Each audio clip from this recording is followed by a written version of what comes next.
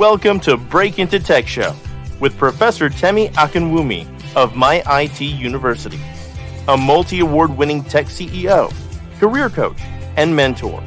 With decades of hands-on tech career, will ensure your career dreams come true. Join our extraordinary show today on groundbreaking topic for a successful career. Do you want a $100,000 job as a cybersecurity professional, Scrum Master, Business Analyst Software QA, Cloud Architect, Data Analyst, Technical Recruiter, and more? Visit www.myituniversity.com to schedule a call. Come and get inspired to secure a lucrative job, keep the job, and grow on the job.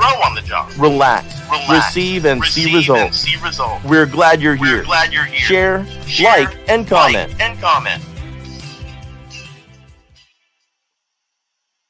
Hello, everyone. Thank you for joining us. We're super excited to be here with you one more time. My name is Professor Temi Akinwumi, and we're going to have a wonderful topic today to discuss. I'm here with one of my students and also my mentee, and she's going to be discussing with us today. We're going to be discussing about how to jumpstart your career in tech in 2022. Most of us right here, we are actually trying to break into tech. We're trying to get started, but we don't even know where to start from or what to do. So today we're going to be looking at how do you jumpstart your career. I've been in tech for almost 3 decades now, and I've empowered over, couple of thousands of engineers into tech. I've been doing this for almost 17 years. Okay, so all I need you to do right now is to have your pen and your notepad, and you're going to be writing some things down, because we're going to walk through how you can get started, how you can jumpstart your career. What are the things you need to look at? What are the things that you need to do? We thank you so much for joining us. I will allow Tolani to introduce herself. Thank you, Ms. Temi. Hi, everyone. My name is Tolani Thomas. I actually was a student of Ms. Temi's class. I broke into cybersecurity through Ms. Temi. So the story of how I met Ms. Temi, I met Ms. Temi last year around, I think January, February on Clubhouse. At the time, prior to meeting Ms. Temi, I was actually really confused on what route to take in tech. I had an idea with cybersecurity, but I just didn't know the right approach. I actually started a boot camp before I met Ms. Temi, but I was so confused I had to drop out of that boot camp. I already had spent some money, but I chickened out because I didn't really have the right guidance or any mentor. Then I met Ms. Temi on Clubhouse. How I met Ms. Temi, I was just browsing on Clubhouse rooms, and I was looking specifically for tech rooms, and I found a really nice tech room. I really liked what they were discussing. They were, guiding people on how to break into tech. And I saw Ms. Temi. She was one of the guest speakers in that room. She was just, talking about her boot camp and how she helps people break into tech, how she helps, Black people in minority to break into tech. So I messaged her actually. I messaged her on Instagram. Then I think I got her number and I messaged her on iMessage. I was able to speak with her, and she was able to guide me. She was able to provide me, advise me on the classes to take, the best classes to take that she offers, the ones that align with my my experience that I had, the little experience I had, because I have a degree in management and accounting. So she advised me that taking the CAP class would be best for me, and also taking the Security Plus class would be best for me. So after I had the discussion with her, her classes started, I would say around March. It's been a little while, so I have to try and remember. I think March. It was March till May. I think ending of May. I'm not sure. But her classes started in March. She the way she explains to us, she breaks it down to a level that we can understand. Because from my past experiences, the bootcamp I attended prior to her bootcamp, I wasn't really, like, I felt lost, and it was just kind of, there was no proper guidance for me. Someone coming from a non-technical background, I don't know if I mentioned that. I didn't come from a technical background. I came from finance, accounting. So I had no knowledge in tech at all. I didn't know anything in tech, no experience, nothing. So the way she explained it to me was on a level that I could understand, a non-technical level. So I was taking a class gradually, taking a classes, doing my assignments, learning about cybersecurity, and then prior to the ending of class, she also provided us with projects to work on. So we actually work on hands-on projects that would do on the job project. So when they ask you questions in an interview, you know what you're saying. So she provided that project for us, and also provided resume assistance. How to make your resume look presentable for the job market, so that HRs can reach out to you. So I gave her my resume. I made my resume and I gave it to her. She cleaned it up for me. Once that was done, she also was able to provide us with interview questions and answers to help you prepare for interviews as well. I used that PDF that she provided, that document she provided for me. I used it to my advantage. I practiced and practiced. I also had my resume. I wasn't even ready, honestly, to be in the job market, and I prayed as well. Prayers too helps.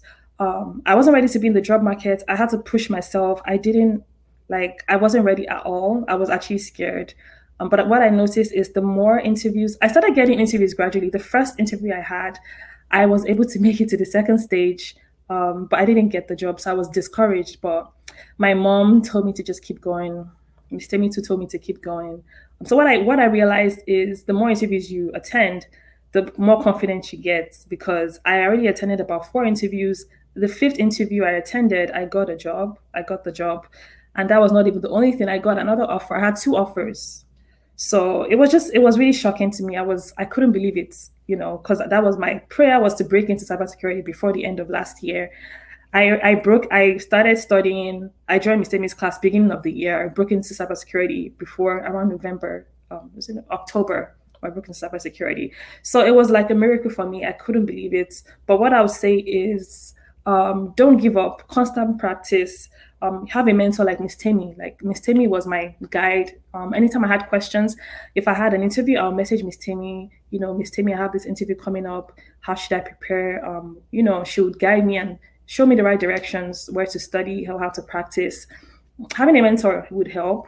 A mentor that cares, not just a mentor that cares about you, wants the best for you.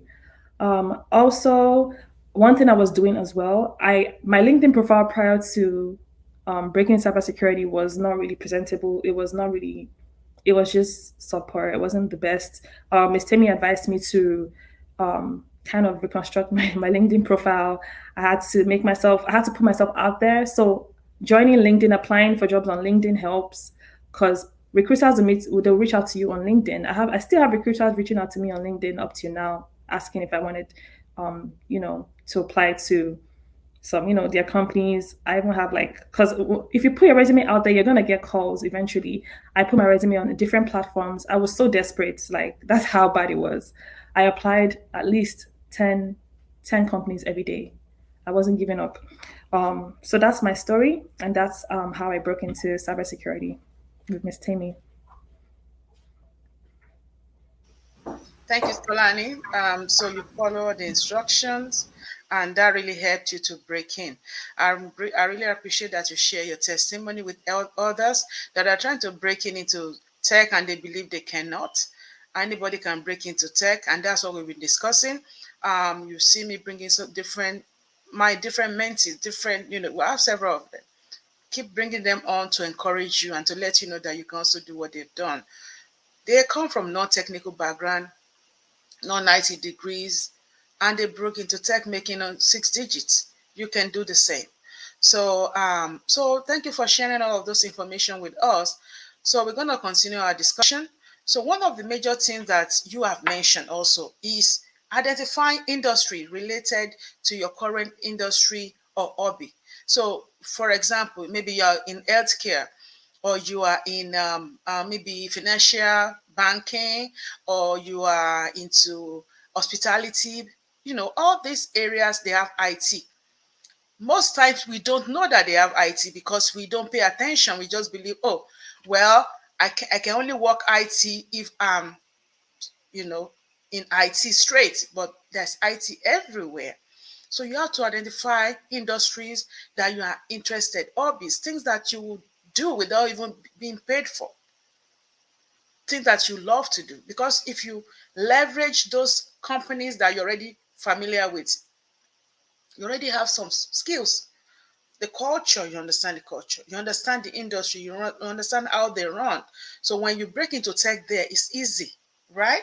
So you need to look for such companies, such industries from the beginning. That's one of the first things that can help you break in. Then another thing you can also do is to identify your soft skills and how to leverage those soft skills in tech. So soft skills like what? Communication. Some of you are very great with communication. When you communicate, it's like honey that's spraying of your mouth, like it's so sweet. So you are so good. Collaboration. Some people are so good with collaboration. Some people are so good with organizing. They organize things. Some people are so self-motivated. They get things started. They are the one that will get people started, helping people. Some people are team work. They are team player. They know how to work with team. All this. Some people are very good with listening. They listen very well. Conflict resolution, right? If there's a conflict, they know how to help resolve those issues, and so many other ones. So these are talents that you already have that you can use to break into tech. So you have to note those ones. Note which ones are your area, so that when you're trying to break into tech, you can leverage that also as an addition to breaking into tech. And we're going to be discussing that as we go. Like Tanan already was able to give us all our testimonies. So we're able to listen to our testimonies, our story into tech from beginning to end. So she has covered some of this thing. And so that's very important. And I think one of Tolani's skills, Tolani, can you share with us what are some of your very good skills that help you break into tech?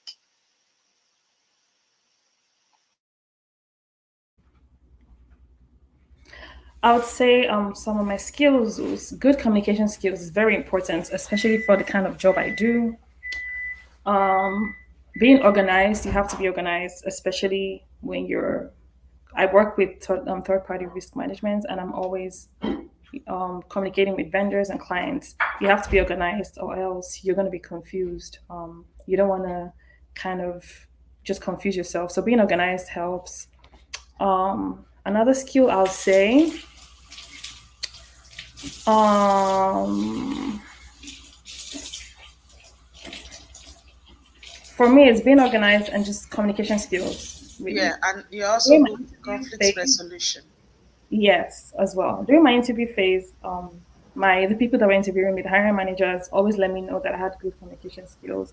And the kind of job that I was applying for, you needed communication. You need communication skills for that kind of role. So for me. That's the big thing. Good. Thank you. Thank you, Tolani. So we're going to continue this discussion. So one other thing, as you are looking at that, you are saying, okay, I know this industry, I want to work in this industry. And then you are saying, okay, I have these soft skills, I have this talent, I want to leverage all of this. So now you're looking at it. Maybe you might be trained already, or you might have some of these skills that you just need to break in, to just jump into tech, to just really what get started in tech, right? To jumpstart. So now you have to make sure your resume is ready. Some people's resume, CV, okay, are like 20 years old, okay, like centuries old. You can't really use that to break in because right now there's something we call applicant tracking system, ATS, where a lot of recruiters and hiring managers are now using that to kind of to check on your resume, to see if your resume is up to the standard. So there are guidelines of how such resume should be presented. Some people have very very long resumes, too long, nobody's going to read through them. Some people have resume with a lot of columns on there. Some people have resume with a lot of formats. it's just not right. I'm gonna be discussing that one of these days also. How do you want your resume to look like, and how do you want your LinkedIn profile to look like, and stuff, how they should look like, right? So your resume should be very updated, should be optimized for the search engine, right? Should be optimized. You should use your like when you write your resume, you know how the different structures from the top, the header, what's going to be on your header of your resume, your information, like your name, you don't put your address in resume anymore. You can put your city and state if you want, your email address, your phone number, your LinkedIn profile should be on your resume, right? And then from there you start the role that you're trying to apply for should also be there in the header. Then you have your summary section, right? Then you have your experience section, you have your education, that's in that order, and then you have your certification and your skills, technical tools that you have. That's how you have to list those resume. The resume should be up to date. If you don't know how to write smart resume, feel free to follow me on LinkedIn. I'm on LinkedIn. I have a resume, a video on how to create a smart resume. Also, your LinkedIn profile should be very, very optimized. You should showcase all those your keywords, those tools that you have. No, those skills that you earn. You should showcase those on your resume. So if you don't know how to write on your resume and your resume and your LinkedIn should sync. They should be speaking the same language. They should be best friends. They should be toying. See, you have to be able to map them together. If your resume is not good, your LinkedIn probably not going to be good, right? So, your resume and your LinkedIn, they must speak. So, if you want to know how to do resumes and LinkedIn, follow me on YouTube. You will see on YouTube, I have a link how to create smart LinkedIn profile. Go on YouTube. And also, even if you're on my LinkedIn profile, look on my feature section. You will see the link there as well, so that you'll be able to create great resume and great LinkedIn. And if you need any help with that, send me a DM. If you are watching me on YouTube or Facebook, on Twitter, just send me a DM and say, okay, I need help with my resume, my LinkedIn profile. I'll be able to see whatever we can do to help you with that. And also feel free to schedule a call. My IT University, we're also able to help you with that. The link is scrolling on here on my IT University if you need any help with stuff like that. So that's very important. And Tolani already mentioned that too. She said her resume and her LinkedIn profile really help her to get in. And yeah, so let's continue shortly. Then Tolani is going to add some more into that. Another thing you can also do is internship. If you know that you're already trained and you have maybe you are trained already, but you don't have any experience at all, then you may have to go for internship. You may have to find some way to do internship or volunteer services to showcase what you've learned and to use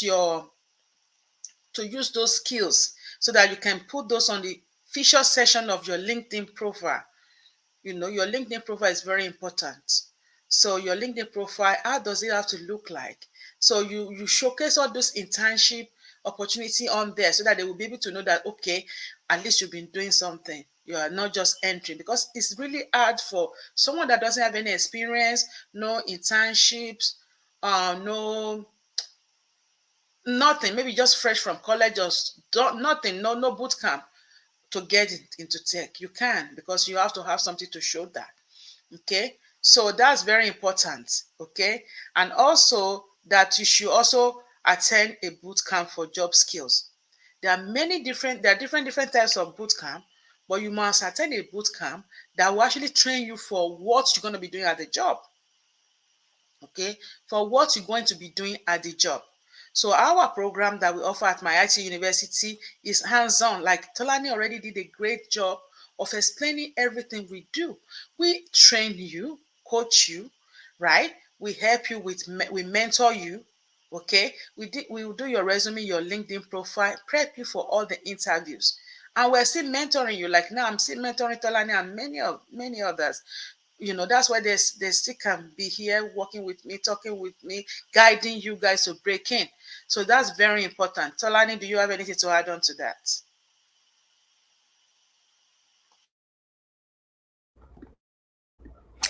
Yes, just going up from what Miss Temi said, boot camps are very important. You might go to school, they might teach you, some things about cybersecurity, but that only gets you as far as like just having a degree and just the knowledge, but you still don't have the actual work experience, which you really need on the job and for interviews. You need those work experiences. They're gonna ask you questions. And most of them want people with experience. So boot camps are very, very important. People that undergrads that have a degree in cybersecurity or something related to cybersecurity, internships are important because you need that experience. Like I said, on the job experience is very, very important. Um, it not only just like helps it not only it just helps you break into, get a job in cybersecurity or in tech. It also helps you have like at least a basic knowledge of what you're going to be doing on the job, so you're not just going in there confused, and just looking lost. So really and truly, job experiences are a big plus. So I advise everyone, people that are trying to break into tech, try a boot camp, but do your research well. A good example is Miss Temi. She's very, very good with helping you break into tech, and very good. Her boot camps are very, very, very helpful. So yes, I would say the boot camps are very important. On the job training is very, very important. Thank you so much, Tolani. We want to give a shout out to all our friends and families that are online with us, and all of our students that are also here with us. Ravion, thank you. Good morning. Thank you for joining us. And thank you so much for your lovely comments. Nancy, thank you so much for being here. That's one of my students as well. We love you. We appreciate you. And Seth is actually one of my students as well. Thank you all so much for that. And LinkedIn user, thank you so much as well. Thank you all for joining us. And whenever you're joining us, let us know where you're joining us from. And if you have any question, feel free to also ask a question, even right here. I will respond back to you, and I will guide you, and I will give you, answers to what questions that you might have. So feel free to ask your question, even right here. Thank you so much. So as we are discussing, thank you, Tolani. We said the boot camp. The boot camp is a big one. It's a big one because without boot camp, you will not be able to have the hard skills to break in. You will not be able to break in. So boot camps are very, very essential. And as we are getting the boot camp, also certification. Certification is very important. Even though with certification, if you are certification doesn't mean that you're going to get a job, because certification, some people are very good at passing certification, but they don't know how to do the job. So when they ask you, what do you do daily? They don't know because they are not trained. Our training includes hands-on tools, hands-on day-to-day. We call our training fellowship because it's not just training, it's also hands-on apprenticeship, where you can actually be hands-on on day-to-day and do projects and be accountable and present your project to us, to the team.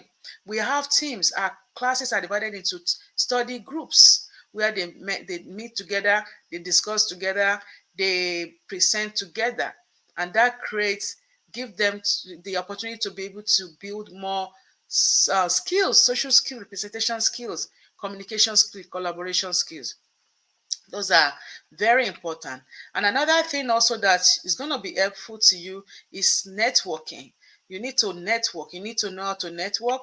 You need to start networking. If you don't network before, yeah, you need to network. So, okay, someone said, can she talk about her current role instead? She mentioned she has to offer. Did she take either? Okay, someone wants to ask you, can you talk about your current role? She has two offers and she decided to pick one of the offers. So, yeah, talk about some of your current role before we go. I think they want to hear about that. I will get into that. I will also want to thank Melvin for being here. Thank you, Melvin. That's one of my students. Paul, thank you, Paul. And LinkedIn user, thank you for everyone that yeah, that is there. So we're gonna go to that question. Thank you for asking us that question. So talk a little bit about your current role. What do you do right now? They are interested to know. Okay, so my current role right now, I deal with third-party risk management. So what that entails is, um, so on behalf of our clients, we assess their vendors' security practices. So what that means is, so my role technically is that I review SAR reports, which are also called executive summary reports, and I report them to the clients. And so it's a step-by-step type of process. When the client submits assessment requests for their vendors, if that goes to our project manager, and our project manager shifts, well, they after they send the request for an assessment, they project manager will send the vendor like a questionnaire, a security questionnaire that they have to fill. That's what we use to audit them. And also, they also feel like a profile questionnaire, just so we can get a scope of the company and how they relate with the clients, how they are linked with the clients, what kind of information the clients has access to, like if it's PHI information or PII information, and if they encrypt their data, if it's encrypted at rest or in transit, things like that. So we get a scope of the company, and the audit goes ahead to make the executive summary based on the evidences provided, and they also have to provide like certifications like SOC 2 reports, high trust reports. So my clients are healthcare clients, so they have to have either high trust reports or SOC 2 SOC 1 reports. That can be used in lieu of a vendor security questionnaire if they have a security certification. We can use that in lieu of the vendor security questionnaire. So once the audit does their part, I go ahead and review audit's work, make sure that there's no mistakes, just to review it to see that everything is correct. And then I deliver to the client. Once I deliver to the client, I also go ahead and close that in our CRM. That's like our personal application that we use. So once that is done, I also have meetings with clients literally every other day. We have to give them updates on their vendors' accounts, their vendors' assessments, just to see where we are on the process of assessing the vendors' security practices. So that's what I do normally on a day to day. We also have quarterly reviews.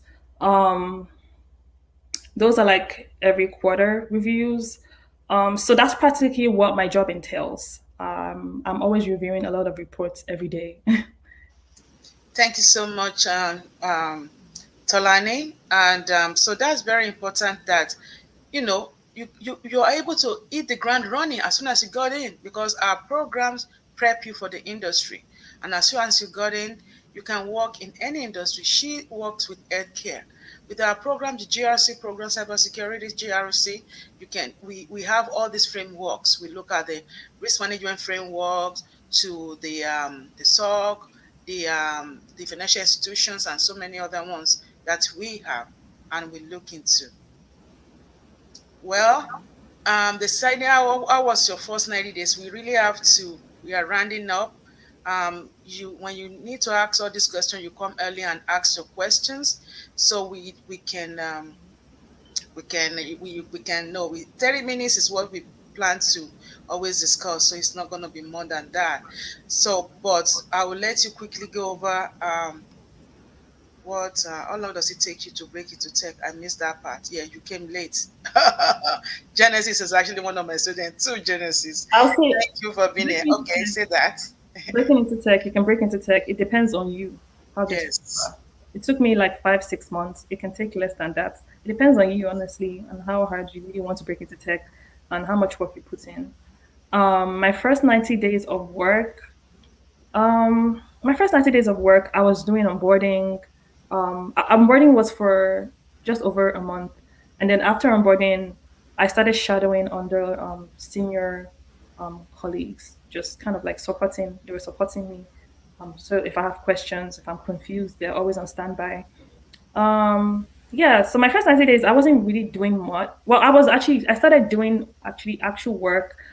I think after over a month, once my onboarding was done, you start off slow. Normally, when you break into tech, when you get a tech job, and you're still new. Some companies, I don't know about all companies, but my company, I started off slow. They don't rush you. Usually, they want you to be to understand what you're doing. They want you to be on. They want you to be on the same page with them. So you always start off before you start doing a lot of work. The more experience you have with the company, the higher your workload is. So, but right now I'm Yeah. not. I'm doing. I mean, it's not that much for me. I can handle it. Yes. And I'm so proud of you, Tolani. Thank you so much for joining me today. And Thank thank you. you everyone for joining us as well. Please come early, so that we can answer all the questions. And we are grateful to be able to answer all of your questions. And always prep your question ahead, and we'll be here to answer them. Even if you want to come early enough to just put the questions on there, so as soon as we get in, we'll see those questions and we'll treat them as we get started discussion. We'll be here again next week, Wednesday. We're always here every Wednesday at 11 a.m. Eastern Time to discuss how to break into tech and to bring very important and interesting topics where we help you break into tech.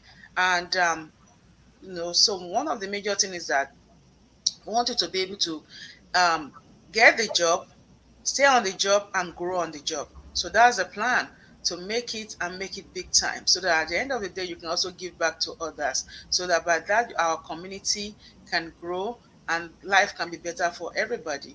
One thing you have to know is that tech will help you to rise above average. Tech will help you to rise above poverty level, and that's the plan. And all these people, all my students, my mentees that I'm bringing here, their life has changed, their story has changed. They are moving above poverty level, and I'm grateful for the opportunity to break for them to break into tech. So you always see us here. Look under the activity, on here or on YouTube or on Facebook. Look at all these ones we have done so far. We have so many videos there to share with you, different background. And if you have any question, feel free to send us the questions and we'll treat them. Thank you so much. We appreciate you. And Thank Tolani, what's your last word as we close down? Last word is don't give up. I almost gave up. Don't give up. You get there surely. Just have faith in yourself. Okay. Yes. So don't give up, continue. I always tell my students you can rest, but you can't stop.